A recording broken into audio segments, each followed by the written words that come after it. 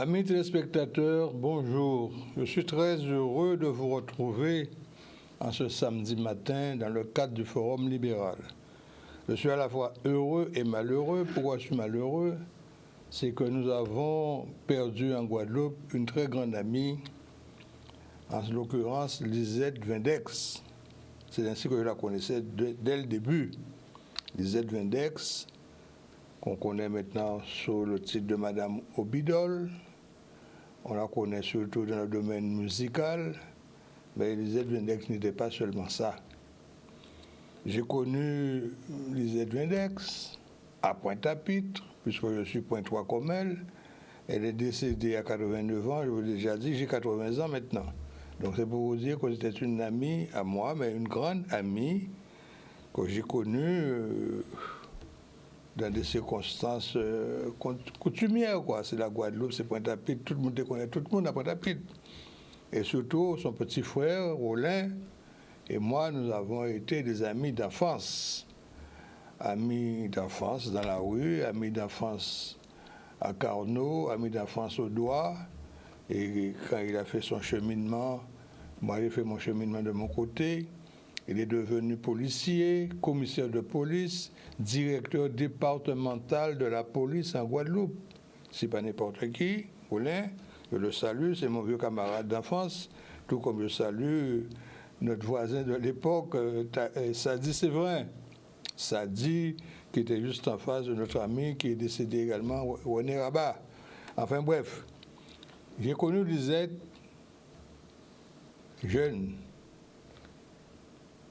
Ce qu'on ne sait pas, ce qu'on n'a pas encore pu dire aux gens, c'est que Lisette était une personne un petit peu religieuse.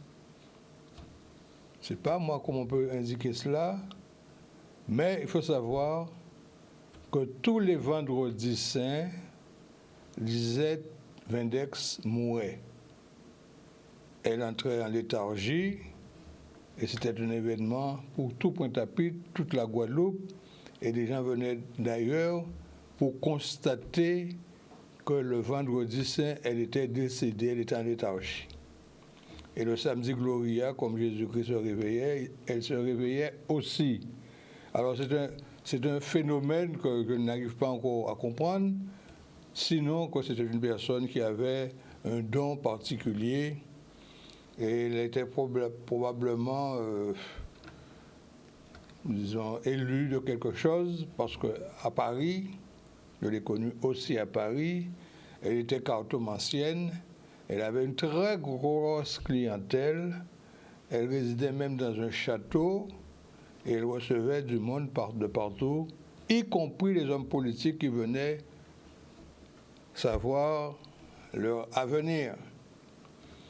Et Lisette était l'épouse, la première épouse de Jules Houllier. Qui ne connaissait pas Jules Houllier, le Saint-Franciscain cycliste? Je l'ai rencontré à plusieurs reprises et je vais vous expliquer comment. Jules Houllier était un grand champion. On appelait Jules Houllier un coureur au long cours, c'est-à-dire que plus il y avait une distance longue, mieux il se portait.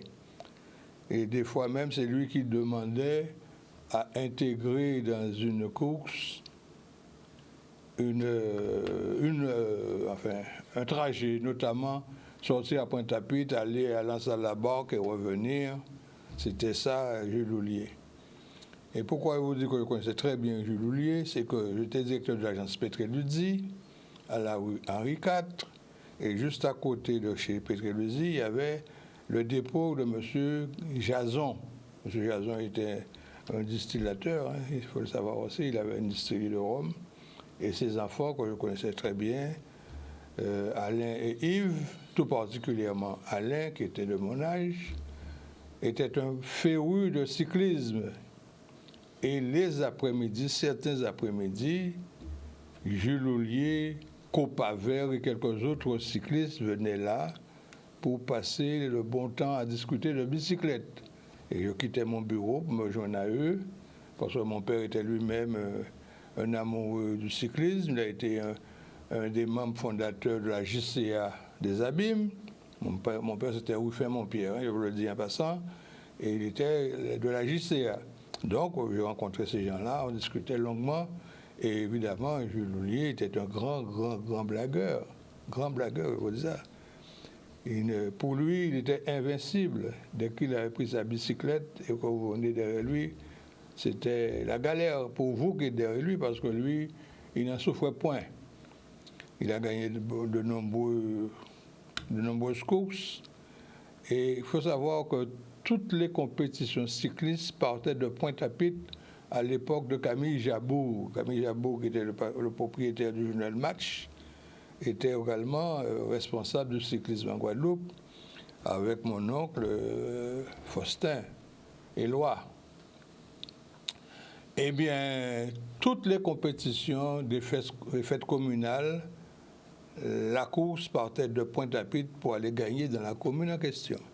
Mais c'était toujours à 6 h du matin, à Pointe-à-Pitre, 6 h, 6 h 30, qu'on donnait le départ à la rue Frébeau pour partir faire le périple routier que l'on imagine. Eh bien, Lisette était toujours derrière la moto avec son mari. Elle suivait son mari partout, j'ai oublié. Et j'ai un ami qui m'a dit, monsieur Francius, qui était motard lui-même, il m'a dit, mais mon Pierre, cette femme-là est dangereuse. Quand elle est derrière la moto qui suit son mari, elle faisait des choses invraisemblables. Et Francius n'était pas n'importe qui, c'est lui qui était au-devant de toutes les courses, notamment les courses de Tour de la Guadeloupe, avec sa grosse moto Norton. Rappelez-vous ça, une grosse moto Norton. Et il y avait un autre compatriote à lui-même qui faisait autant, c'était Charles, petit Charles, on l'appelait. En tout cas, pour vous dire que Lisette, qui est décédée à 89 ans, a un passé riche. On dit qu'il y a des grandes dames en Guadeloupe, je l'admets, mais Lisette était une très grande dame. Et quand elle a décidé de se lancer dans la musique, bien entendu, elle me connaissait, elle m'a fait part de son projet, Expérience 7. Je lui ai dit, mais c'est une bonne initiative, fais tes affaires, et si tu as besoin de moi, je vais t'aider. Et c'est comme ça, elle a monté son orchestre, qui avait la particularité d'avoir 2 batteurs. Il y avait 2 batteurs, il y avait Boismort et un autre batteur qui était dans le groupe. Il y avait un tromboniste qui était handicapé, qui était en quelque sorte l'un des leaders du groupe, avec notre saxophoniste, là, comment il s'appelle déjà, travaillait à la Chase Manhattan, enfin son nom me reviendra. Je me rappelle de son fils qui était au Canada, mais le nom du monsieur en question, vous avez certainement deviné, il jouait du saxophone ténor dans Expérience 7. Et Expérience 7 a eu le succès que vous connaissez. Et par la suite, le groupe a décidé, évidemment, sous la bannière de Lisette, de monter Zouk Machine. Zouk Machine, là aussi, il y a une petite touche de mon ami Freddy Marshall dans cette affaire. Et le groupe a été créé. Et comme Kassav existait déjà et que j'avais participé moi-même à l'élaboration administrative avec Pierre-Édouard Decimus, il disait à Lisette, voilà ce que je fais. Lisette, ce que tu dois faire, tu dois monter une société pour gérer Zouk Machine. Et c'est ainsi que j'ai créé une société pour elle. Elle en était la gérante, manager gérante. Et c'est ainsi que le groupe a cheminé comme vous l'avez imaginé, comme vous le savez. Mais j'ai un événement à vous raconter. C'est que Lisette était partie de Guadeloupe pour aller à Paris, pour aller assumer un contrat en Afrique. Le promoteur de la tournée, est-ce qu'il a eu un problème de trésorerie? Le groupe est arrivé à Paris, hébergé à l'hôtel Ibis. Et voilà que Lisette est bloquée avec son orchestre à l'hôtel Ibis. et les moyens financiers, il manquait. Elle me téléphone, bien entendu, elle dit, Alex, mes problèmes là, qu'est-ce qu'on fait? J'ai pris l'avion avec mon chéquier. Je suis allé voir le directeur de l'hôtel, je lui ai dit, voilà monsieur, je vous mets un chèque en caution. Les dépenses que madame a assumées ici, c'est à cause d'un promoteur défaillant qui fait si elle n'a pas les moyens financiers pour régler le problème. Et qu'est-ce que j'ai vu dans cet hôtel Ibis? Lisette a fait une marmite de dombré et qui a cochon salé dans sa chambre, parce qu'elle n'avait pas les moyens financiers pour faire mieux. Elle a fait venir un réchaud électrique. Elle est venue avec une marmite. Elle a fait une marmite de dombré et qui a cochon salé dans la chambre. Je vous avoue que moi aussi j'ai participé à la régate, parce qu'elle m'a donné un plat que je ne pouvais pas refuser. Et c'est ainsi que, par la suite, les choses se sont arrangées, clarifiées avec le promoteur, et elle a pu se rendre en Afrique pour faire son concert. Et autre chose que je peux vous indiquer, que je vous ai dit qu'elle était voyante, cartomancienne à Paris. Elle m'appelle, elle me dit, voilà, j'ai ma voiture que je dois faire venir en Guadeloupe. Est-ce que tu peux t'en occuper? Je dis, certainement. Elle me dit, mais vous avez voiture à moi tout de suite, il faut y venir rapidement. Hein. Alors, comme j'étais l'agent de la SCAC à l'époque, il dit à Lisette, on peut essayer de voir si elle peut partir par avion. Il m'a dit, tu peux faire ça? Je lui ai dit, mais absolument. Et comme il y avait le Jumbo à l'époque, le Boeing Jumbo, qui prenait du fret en grande quantité, eh bien, je me suis organisé et sa BMW a voyagé pour la première fois. On a fait voyager une voiture par avion en Guadeloupe. C'est la voiture de Lisette Obidol. Une BMW. Je me suis organisé pour que ça voyage normalement. Et arrivé en Guadeloupe, comme je n'ai pas voulu lui faire payer des charges de dédouanement, j'avais établi la déclaration en son nom. Elle a signé. J'ai proposé ça au receveur de Rézé, la déclaration est passée, et on arrive à la caisse. On exige le paiement cash. Ils ont dit, oui, il n'y a pas de problème. Alors, le caissier là, de la douane lui dit, vous me payez ça en espèces? Ils ont dit, il n'y a pas de problème.